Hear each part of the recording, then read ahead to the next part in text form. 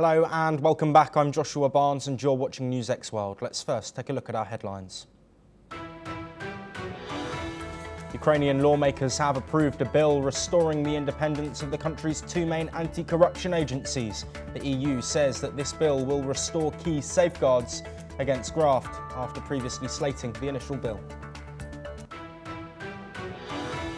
Meanwhile, Russia has reportedly launched a combined missile and drone attack on Kyiv, killing at least 8 people, including a 6-year-old boy. The attack also wounded dozens more and caused damage at 27 locations across 4 districts in the Ukrainian capital. President Trump has called on Hamas to surrender and release hostages as his Middle East envoy Steve Witkoff meets Israeli Prime Minister Benjamin Netanyahu. This comes as Gaza's health ministry says almost 100 people have been killed seeking aid in the past 24 hours. Iran has called US sanctions on its oil trade a malicious act after direct and third-party duties were announced. Meanwhile, Trump is speaking on trade deals with several nations, including India and Canada, this a day before his August 1st deadline. Cambodia has accused Thailand of detaining 20 of its soldiers and killing another after a ceasefire as peace holds along the disputed border. The 5-day conflict between the two nations has left dozens dead and over 300,000 people displaced before a truce was agreed.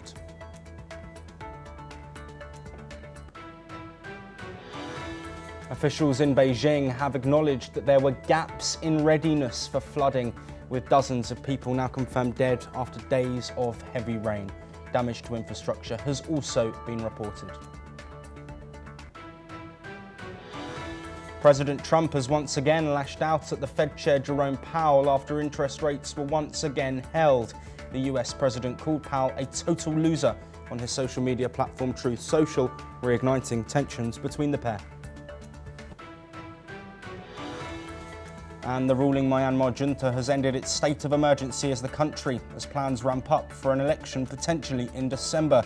The civil war started in February 2021 as the junta deposed the civilian government, making unsubstantiated claims of fraud in the 2020 election. But we start this hour with trade, as US President Donald Trump said today that the sweeping tariffs he has imposed on countries around the world are making America great and rich again. He said this just hours before the August 1st deadline, as according to him, countries rushed to strike deals with the US. Trump also claimed that a year ago America was a dead country, but now it is the hottest country anywhere in the world. This continues the narrative that his trade policies have revitalized the US economy. Let's listen to what the president had to say.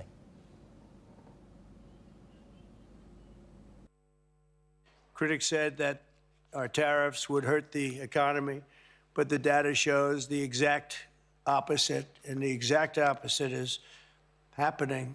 The U.S. Treasury has taken in $150 billion from tariffs, and we'll be adding about $200 billion next month for totals that nobody's ever seen before, frankly. And foreign imports were down 30% in the second quarter, while the domestic auto production surged by a stunning 36%. At the same time, inflation continues to fall faster than expectations, and for the 5th consecutive month, core inflation was lower than predicted substantially. This is truly the dawn of the golden age of America. That's what we're in. Well, we welcome Peter Cardillo, Chief Market Economist at Spartan Capital Securities, live from New York to join us and discuss these comments from Trump, of course, ahead of that deadline for almost all trading partners of the 1st of next month. Peter, thank you for your time. Thank you for joining us. Do you think Trump's correct in his statements? Partially he is, and partially he's not. Inflation has come down, there's no question about that, but inflation has come down in the previous administration as well. And if you look at today's PCE price index, which is the Fed's favorite index, you'll see that the rise was slightly hotter than expected. both on a monthly basis and on a yearly basis. And that shows that that's indicative of the fact that tariff inflation is beginning to penetrate the system. Now, of course, he's right when he's saying that the Treasury is taking in billions of dollars. And of course, he was alluding to the gross domestic product numbers that were released yesterday that jumped much more than expected. At 3%, the economy grew in the second quarter at 3%. But there's a reason for that, and that reason is that with the Treasury taking in all this money, the deficit, obviously exports are lower, the deficit has shrunk. But in terms of real strong consumption or other manufacturing activity, the economy is not all that strong. So he's right, and to a certain degree, he's wrong. Now, of course, exports are down, and of course tomorrow, imports are down, and tomorrow, obviously, is the deadline, and many nations will be paying a heck of a lot more in tariffs than they were. Yes. And so, from that perspective, more money will be coming into the Treasury, and the growth pattern is likely to continue. But again, the Fed yesterday remained with their present monetary policy. Rates were unchanged, and they did also allude to the fact that the economy slowed somewhat. So I think it's a contrast, and I think this contrast is between the reality of tariffs and the reality of growth and the reality of inflation. Yes. So if you add it all up together, right, that just means that the Fed is likely not to be as generous as the markets would like them to, be, and of course, as Trump would like them to be, and that means restrain consumption and restrain manufacturing growth. Peter, sorry to interject, Peter. I'm just conscious of how much time we have. Before we do let you go, what could the impact be on consumers of these tariff rates that are set to go up for many countries as of tomorrow? How will it directly impact the consumers? You're talking about the GDP, of course, and the overall figures, but for an everyday person, what's upcoming over the coming weeks and months? So the consumer then will probably continue to remain cautious and not likely to overspend. Peter, thank you ever so much for your time and your insight there. Of course, all eyes are on potential trade deals that might go in at the 11th hour ahead of that deadline. Of course, that could have huge ramifications to the global economic market. But we move on now, staying with the United States, but looking towards the Middle East, as the US is imposing sanctions on Palestinian Authority officials and members of the Palestine Liberation Organization, accusing the groups of undermining peace efforts, the State Department has revealed. The move prevents those targeted from receiving visas to travel to the United States. It cites moves by the PA to seek redress through international bodies such as the ICC and World Court. It stipends to terror convicts and their families, and incitement, including in schools. Well, joining us to discuss this move, Ahmed Fatou, a spokesperson for the Fatah movement, who joins us from Ramallah. Thank you ever so much, Ahmed, for taking the time to speak with us. What's the significance of these sanctions? Well, it's regrettable and unfortunate the United States of America apply sanctions on the very government that is residing under occupation and under this brutal aggression by the Israeli occupation, whether in Gaza or in the West Bank, and the settler terrorism that we are witnessing daily, and the starvation of the Palestinian people. Instead of sanctioning who are committing these crimes, they are sanctioning the victim. And rather than listening to the international community demands for an end to this genocidal war and to go for the two-state solution, and the opposite, they are empowering and emboldening the Israeli occupation to further indulge in their crimes and in undermining peace. So, the United States is citing, of course, misinformation and biased agenda against the Palestinian Authority. That is untrue. We are trying to provide, the Palestinian government and the Palestinian leadership are trying to provide peace, are working for peace. When we ask the international community to recognize the state of Palestine, that is of course in favor of peace, because once we say we support the two-state solution, one cannot deny to recognize the second state. When they recognize Israel, who is the second state? So two-state solutions mean is a Palestinian state living side by side with the Israeli state in harmony and peace and security with sovereignty and independence. Until today, the United States failed into achieving that peace and pressuring that peace, making us question, does the United States of America really want the two-state solution, or does they care for the stability of the Middle East, which will reflect into the stability of the world? I have to remind that George W. Bush, the leader of the Republican Party in 2002, said and endorsed publicly the two-state solution. And before him, the leader of the Democrats, the President Bill Clinton, and all the presidents of USA before them.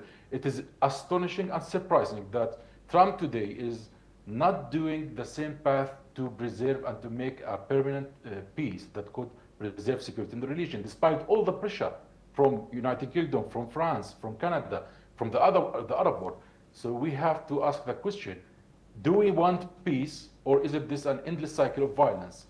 Ahmed, let's shift our attention. There are a couple of points that I want us to focus on. If you do stay with us, we're now going to look towards Europe. You mentioned some nations there, and French Foreign Minister Jean-Noël Barrot today has said that the US and Israel-backed Gaza Humanitarian Foundation has generated a bloodbath and must cease activity.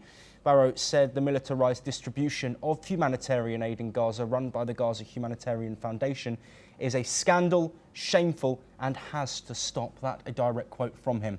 This comes as a global hunger monitor earlier had warned that a famine scenario is unfolding in Gaza, with malnutrition soaring and children under 5 dying from hunger-related causes.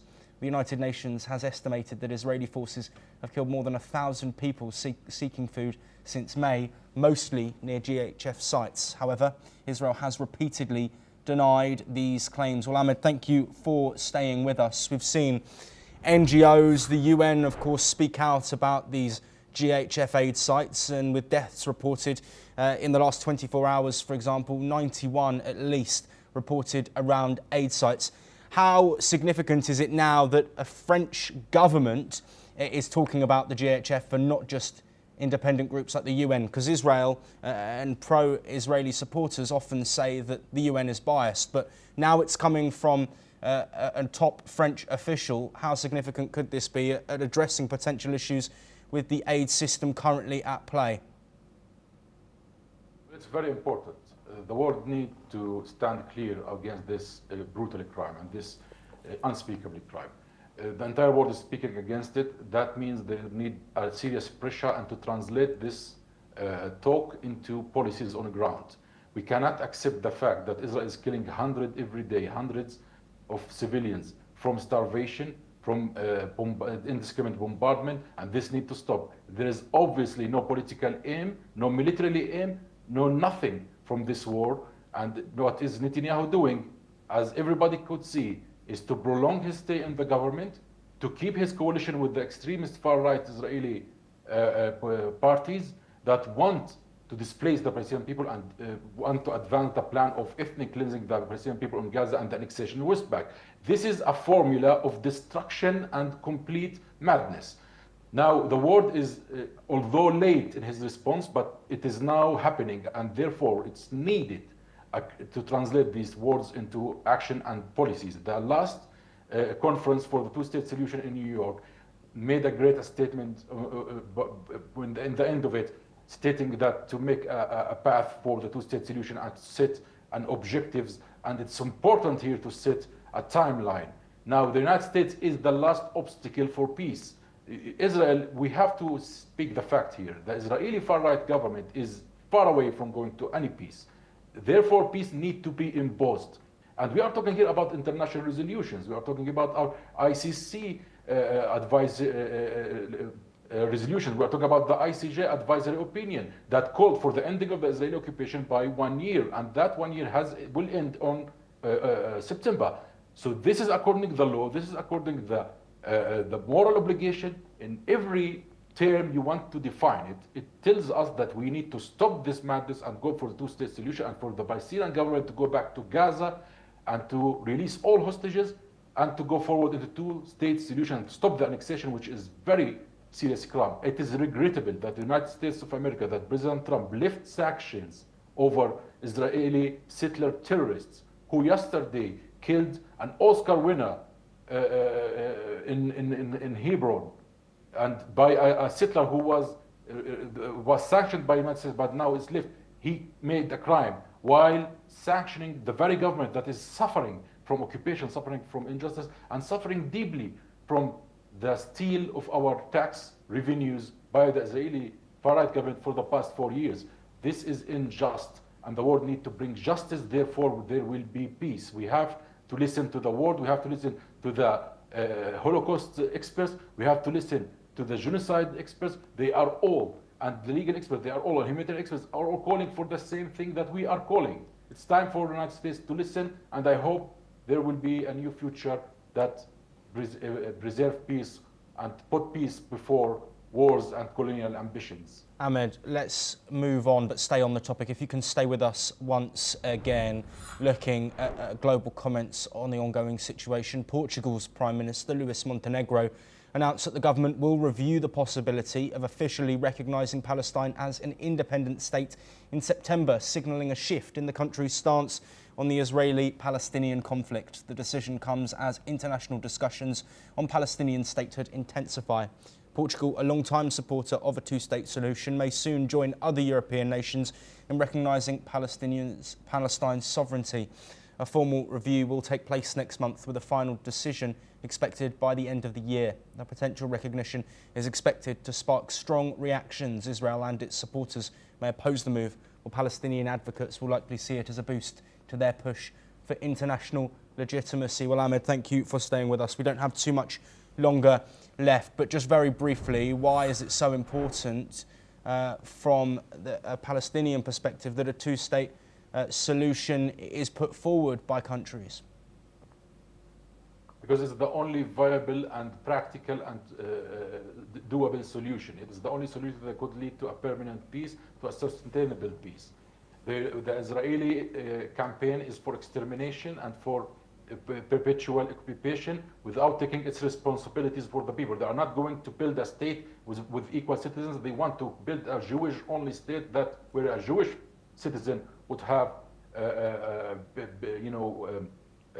more privilege, and the other religions will be third-class citizens. That is refused. That is a formula of endless war and revolutions. Therefore, we are asking, and the world is doing the right thing right now, which is preserving the two-state solution and consolidating the Palestinian state, which is, by the way, a right to self-determination. This is not a gift.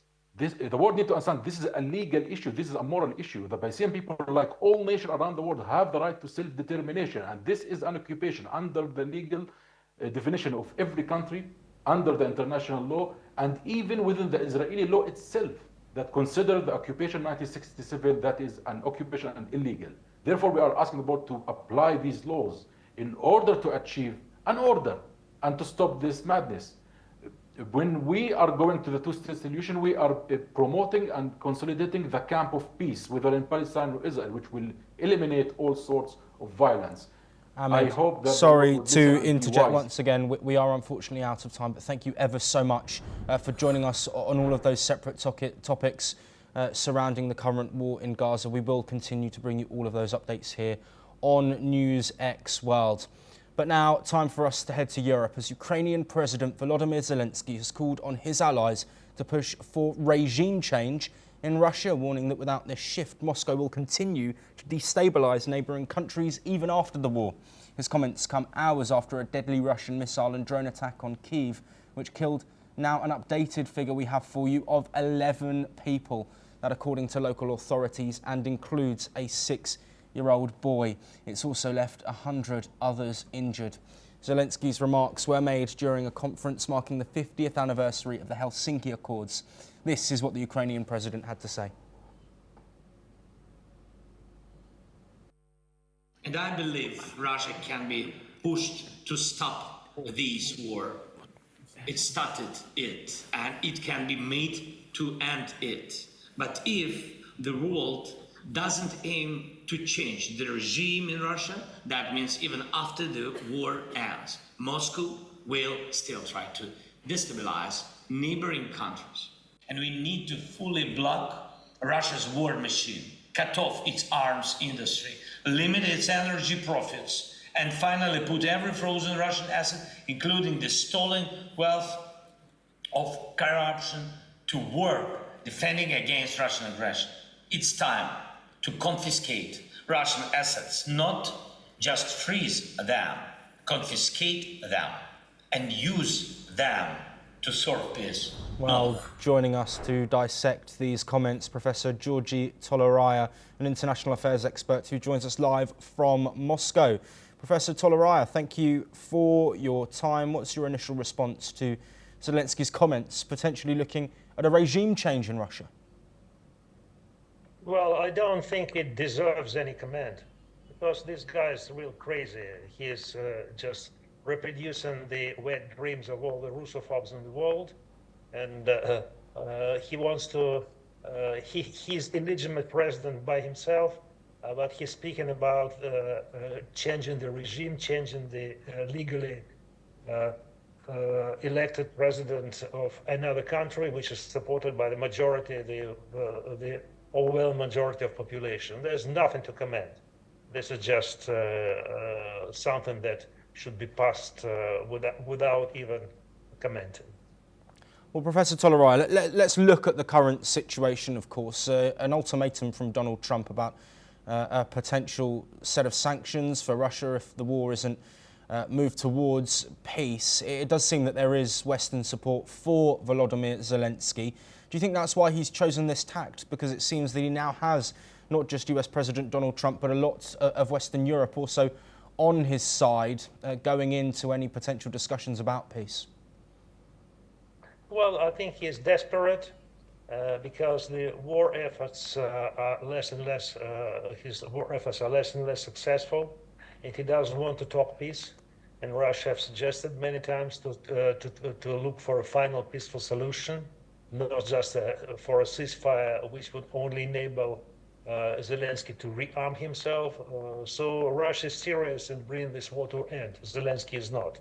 And he is trying to appeal to his Western allies and some elements in the Western society who wants to bring Russia down to get more support.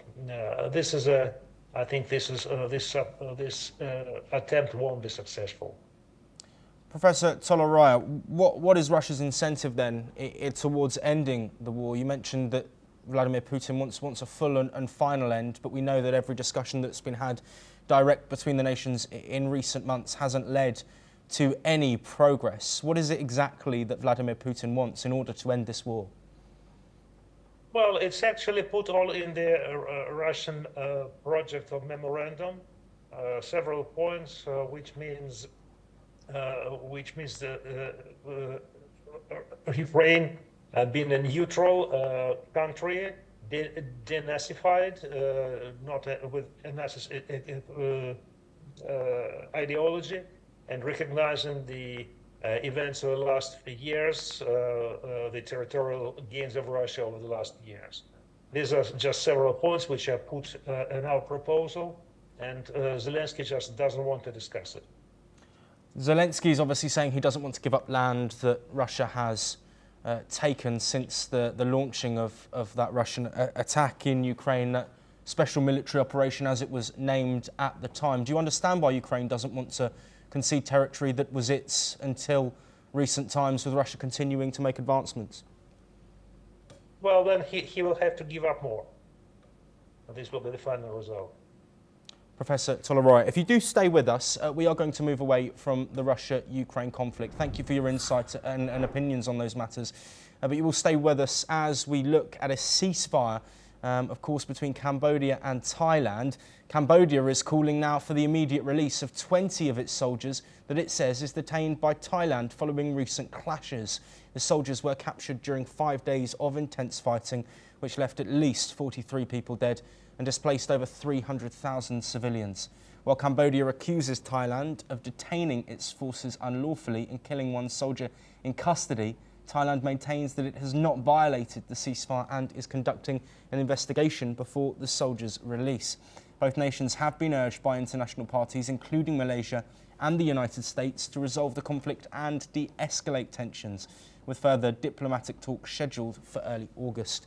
This ongoing dispute, rooted in a decades-old border conflict, continues to fuel instability in the region. Well, Professor Toloroy, thank you for staying with us. Of course, a fragile ceasefire that it is still holding currently between Thailand and Cambodia, but a risk of potential further tensions, with 20 soldiers or so being held and requested to be returned. Do you think that this could evolve into further conflict, or is this just a situation from that 5-day fighting that we've seen, and do you expect it to be resolved quickly? Well, first of all, I must express an opinion that it's a very unfortunate war, and we are lucky that both sides managed to attain a ceasefire, and are keeping it now. That's very fortunate, with the support both of Donald Trump and Malaysia. Cambodia is obviously on a weaker side, so it's trying to get as much international attention as it can. So one new point of getting this international attention is the fate of this 20 prisoners of war. I think that both sides should decide that by themselves through negotiations. It's not a major issue, and mobilize international support to beef up the position of one of the sides, I think it's not constructive. They should decide it by themselves through direct negotiations and keeping the ceasefire and de-escalating this conflict. Yes, and Professor Toloroy, to bring an end to our discussion, of course, Donald Trump potentially involved in this piece as well. How key is it that international support on stopping any further escalation remains? China have been outspoken, as well as Malaysia, of course, who are currently host of the ASEAN nations and chairing those meetings. Is it really required that now, in order to avoid further tensions, that there is a real international effort here? I think that Malaysia is playing a very constructive and useful role as the chair of ASEAN this year. They're doing a good job, and there's just a need just to put this conflict on a low burner, back burner, just to avoid any escalation and avoid trying to solve it by force, because they've been trying to solve it for decades, if not centuries, in fact, and that has been successful. So now the less attention is paid to this internationally, and the less actors are involved, I think the better. Professor Toloroy, if you don't mind just staying with us very briefly, we have got some breaking news coming into us, and the United States has informed the United Nations Security Council that it is prepared to implement additional measures to secure peace in Ukraine. US officials emphasised that any deal to end the war between Russia and Ukraine must be reached by August the 8th, as stated by Donald Trump. The US has called for urgent diplomatic efforts to achieve a resolution to the conflict. Well, Professor Toloroy, thank you for staying with us. We don't have much long left, but of course an August 8th deadline, the US saying that the UN Security Council meeting, that it's preparing for anything that it needs to push this potential peace deal forward. What's your response to those comments? Russia won't act under pressure, even if there's pressure from the United States, and I've said that our position is quite clear-cut. We are prepared for the talks, and talks on suggestions and for the channels we have already developed. So if the other party would agree, that's the best way. But pressure won't work in Russian case, especially that the United States do not have much of a leverage. Tariffs on the non-existent trade won't work, of course, and not much will be achieved by secondary sanctions. While another discussion at the Security Council would, I think, only come to the same conclusion, that the direct talks on the peace are needed, serious talks to address not the ceasefire, but the principal root of the conflict, to eliminate the principal causes of the conflict. Professor Georgi Toleraya, thank you ever so much for sticking with us there for that breaking news. Of course, lots to be considered ahead of that August 8th deadline. Potential sanctions on Russia, which could have huge ramifications. Also, the secondary sanctions on countries buying Russian energy as well. We will, of course, keep our eyes on that and bring all that information to you, also from across the world as well. But until then, thank you.